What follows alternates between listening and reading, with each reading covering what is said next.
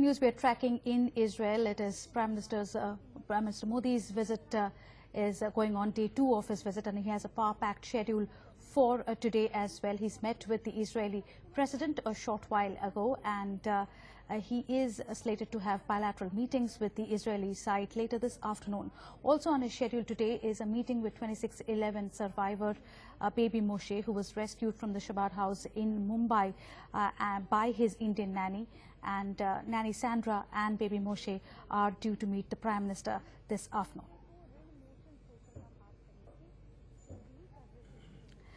A lot on the Prime Minister's platter as he holds talks with the Israeli side today. Let's bring in our expert panel this afternoon. Prithipal Chaudhary, strategic expert, is joining us here in our studios. Also with us, Colonel Tanveer Singh. Thanks to both of you gentlemen once again. Colonel Singh, how is the Prime Minister planning to advance his Make in India plans by selling some equipment to Israel as well?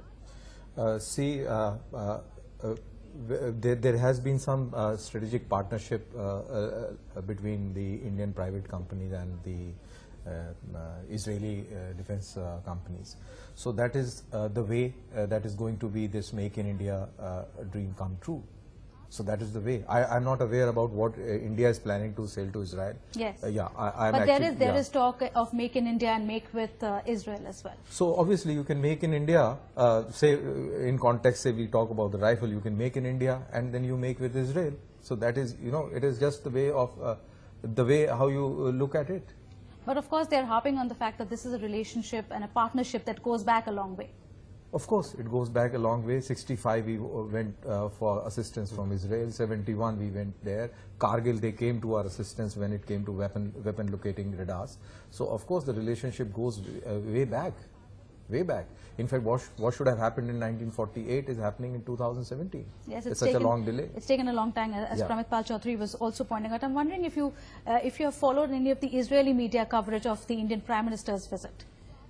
Just a little. I mean, a lot of it is in Hebrew, so it's impossible for us to read. Yeah. But there's been a fair amount of excitement, and partly because of what we were discussing, that you actually see a relationship that's coming together after a very long time.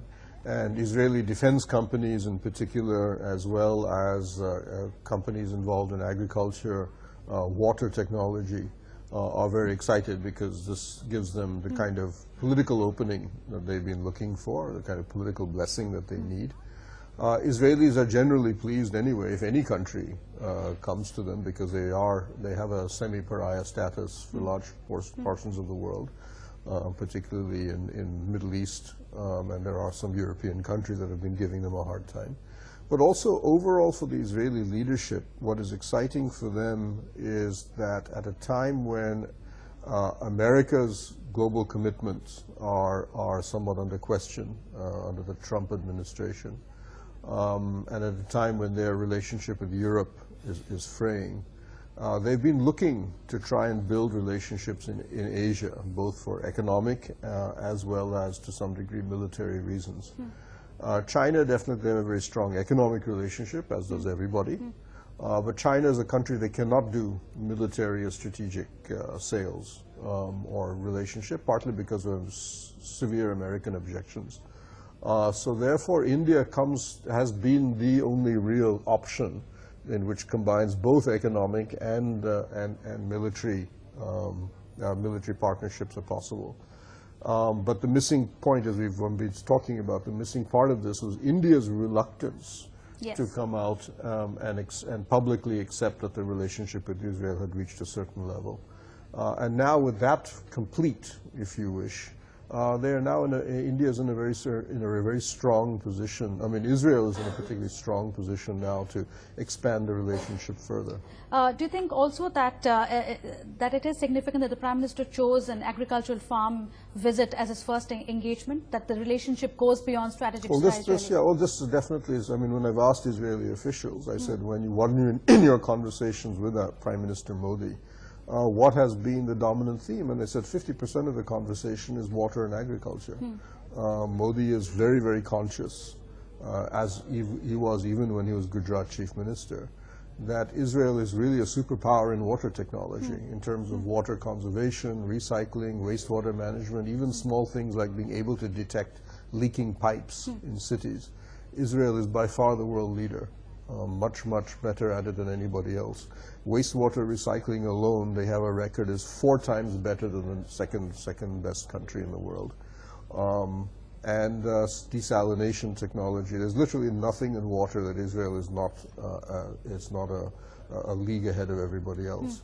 And so therefore, India being such a water-stressed society, this is a part of the relationship that again should have been expanded on a much larger scale before. We have been working with the Israelis. Now we need to, I think Modi wants to take that to a quantum level higher than what it has been so far. So first day, Colonel Singh, we saw a lot of symbolism. Words being exchanged in Hindi, the Prime Minister addressed in white and blue. Now it's time to get down to business. What are your expectations? See, you asked a very good question, though you stumped me. But what we can actually give Israel, going back to what Netanyahu said, the sky is not the limit. We have gone beyond the skies into the space. So we are masters as far as we can say that we are quite advanced as far as space technology and satellite making is concerned. So this is where what we can give.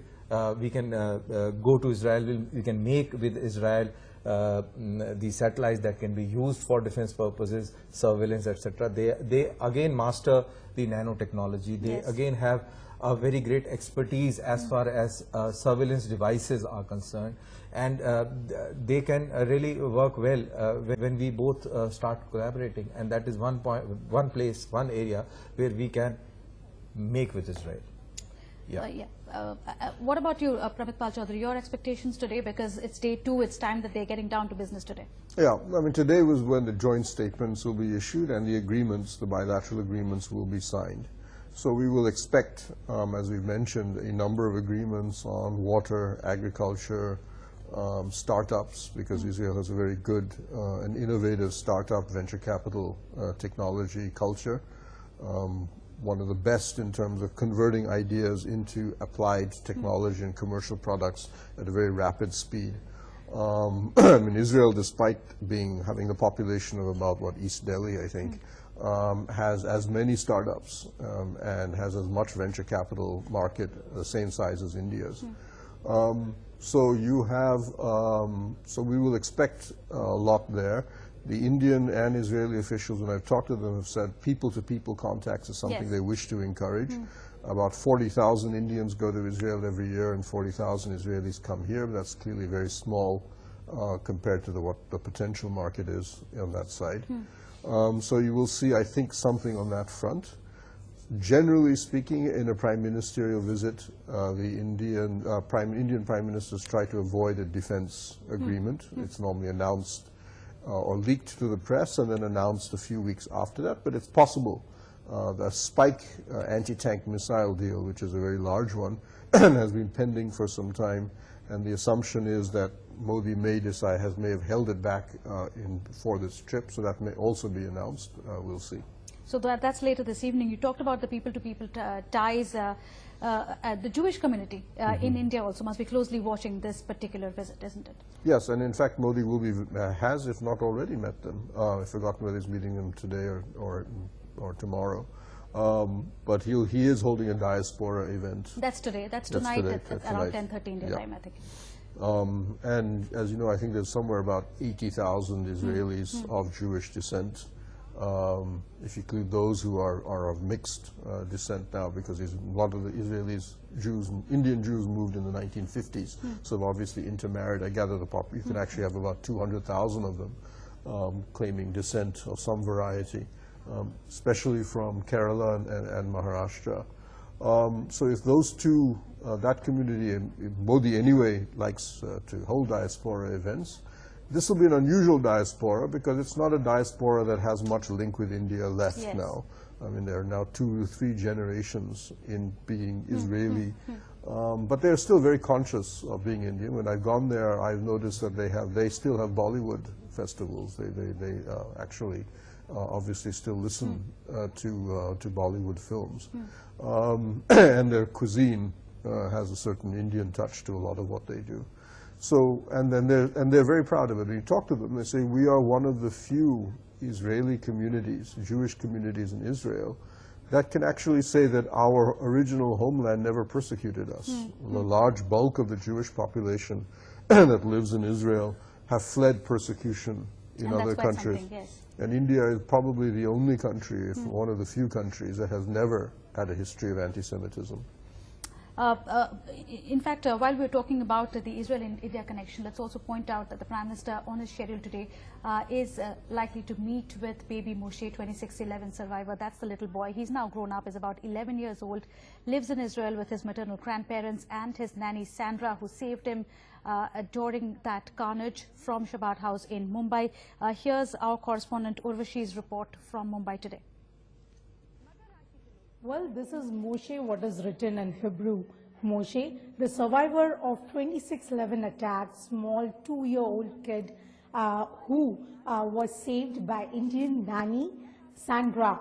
Now Moshe with his nanny are in Israel, and I'm right now in the bedroom of Moshe in Kabad House. Well, these are the letters, the whole bedroom that was decorated for Moshe. In Hebrew, you can see language, alphabetical letters that are written, all for Moshe out there.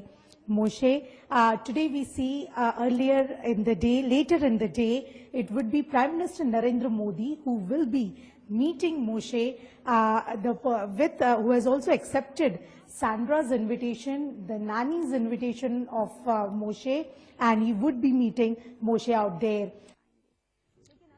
That's expected later this afternoon, of course, not part of his official schedule really, but we believe that baby Moshe, along with his grandparents and his nanny Sandra, are all going to go over to the Prime Minister's hotel to meet him later this afternoon. So that's something that we are tracking in Israel this afternoon. But I was just talking about the Jewish connection, and this is interesting. If you have seen the list of gifts that the Prime Minister has gifted to the Israeli President, and that consists of replicas of 2 sets of relics from Kerala that are regarded as key artifacts in the long Jewish history in India. So that's something that he's enforcing as well in terms of the choice of gifts that he's taken for the Israeli Prime Minister. Yeah, when you think about it, we have definite historical records of Jewish settlers coming to India, to Kerala in particular, during Roman Empire times. And they have an oral belief among the Kerala Jews that their first settlers came in during the time of the Assyrian Empire, when the so-called second temple of the Jews was the second temple of Solomon was destroyed, and they fled the Assyrian conquest of the original Jewish state. This would be one of the. If that's true, it would be one of the oldest, if not the oldest, continuous Jewish communities in the world. Well before they ever went to the West, well before they went to any place in the Middle East, and even older, obviously, because the settlements in Israel were disrupted for a couple of thousand years in between, than they have anywhere else in the world. There's literally, I can't think of any part of the planet, except potentially Ethiopia, where there have been Jews continuously living and especially in relative peace. Than they are in India. So that's a long, long history, and from there to cybersecurity that you were pointing out, it's been a long journey together. Long journey together because Israel's survival is a question of survival. So they have kept themselves absolutely secure at any front, whatever you look at, and they have developed a mastery. Apart from this, apart from the technology, they also have the tactical level skills, which also can be exchanged between the two armies at very functional level. So these are some of the cooperations that we are looking at when we talk of Israel and India. Right. I believe we have a colleague from Jerusalem Post now joining us this afternoon here on NewsX. This is our special broadcast, NewsX Jerusalem Post special broadcast. Herb Cannon is now with us from Tel Aviv. Herb, how are the two countries going to deal with terrorism? Is terrorism top of the agenda? Yeah, I would imagine the answer to that is a definite yes. I mean, first of all, I think we should remember that there is pretty good security cooperation right now between Israel and India. I mean, they do have a mechanism to deal with cooperation in fighting terrorism, whatnot. Will that be upgraded? Will that be stepped up? I think as a result of this meeting, it obviously will. The two sides now I mean, this visit has put us on a plane of almost a strategic partnership. And with your strategic partners, you deal along the whole field. And security obviously is something that Israel has added value in because of our experience dealing with terrorism, because of the technology that we've developed. I'm sure this is a very big high priority issue in the meetings, and that there will be close cooperation on this going forward. But again, just want to stress, we're not starting from zero. You've had that before, now it'll probably be updated a bit. What do we know about the Indian Prime Minister addressing the Indian diaspora in Israel today? Look, it's interesting. I think Israel's watching Prime Minister Modi's relationship with the diaspora very carefully, because it's an interesting model in what the Prime Minister is doing. He's going around the world where there's huge Indian diasporas, and he's leveraging their close cultural ties with India for India's own benefit. And he's doing this, and he did this in America, he does this all over, and he wants to do it in Israel as well. And I think it's smart. You have an estimated 80,000 people of Indian origin who live in Israel. They know India. They know the business culture in India. They know how things work in India. They like India. They feel sympathetic to India. They're always talking about how there was never any anti-Semitism in India. And this can definitely be leveraged to India's advantage in trying to get the business community in Israel to invest in India. Because one of the things that businessmen have a problem doing when they go abroad is they don't know the culture. They don't know how things work. If you have a large population who do know how things work and are willing to use that, then that's something that's obviously advantageous. I think Prime Minister Modi understands that, and that's why he's having this event tonight. Yes, the Indian diaspora that will be addressed by the Prime Minister later this evening. Pramit Pal Chaudhary, an interesting tidbit here that the Prime Minister is going to visit the Israeli port city of Haifa tomorrow, where he'll lay a wreath and unveil a plaque in memory of the Indian soldiers buried at a cemetery. Those were the soldiers who were killed in the battle for Haifa during World War I. And I believe that Teen Murti Chowk in the national capital was renamed the Haifa Chowk, yes, right? You can see the memorial is built right in the middle of the chowk, representing the three regiments who suffered casualties in that attack, in that battle of Haifa, yes. So leading up to the visit, there have been those steps that have been taken, right, before the Prime Minister even left for Israel? Oh, yeah, definitely. I mean, this is something that the Israelis have kept, have always kept in mind, that if they can ever get an Indian Prime Minister to visit, having a memorial about Haifa, having him visit the Haifa, the site, a memorial, has always been something on their agenda. Partly because it is, I think, the only place in Israel where we have had such a large number of Indian soldiers who died in combat. Obviously, it had nothing to do with Israel. This was before Israel was created. But the Colonel probably knows much more about it than I do, but I think what was interesting is that, it was one of the historically important, it was one of the last successful cavalry attacks against firepower in recent history. And second, it was an interesting group of soldiers because they were from the native troops, not from the British imperial forces. They were raised by from the princely states, and they were treated. Traditionally, they had been treated as a sort of lower class soldiery by the British. But in Haifa, they actually proved themselves to be as good, if not better, than anybody else in terms of actual combat. And for cavalrymen to take on machine gun and artillery outfit, I mean, this is a remarkable act of heroism. I'll request the two of you to stay on because this remains our top focus here on NewsX right through the afternoon. Just take a very short break and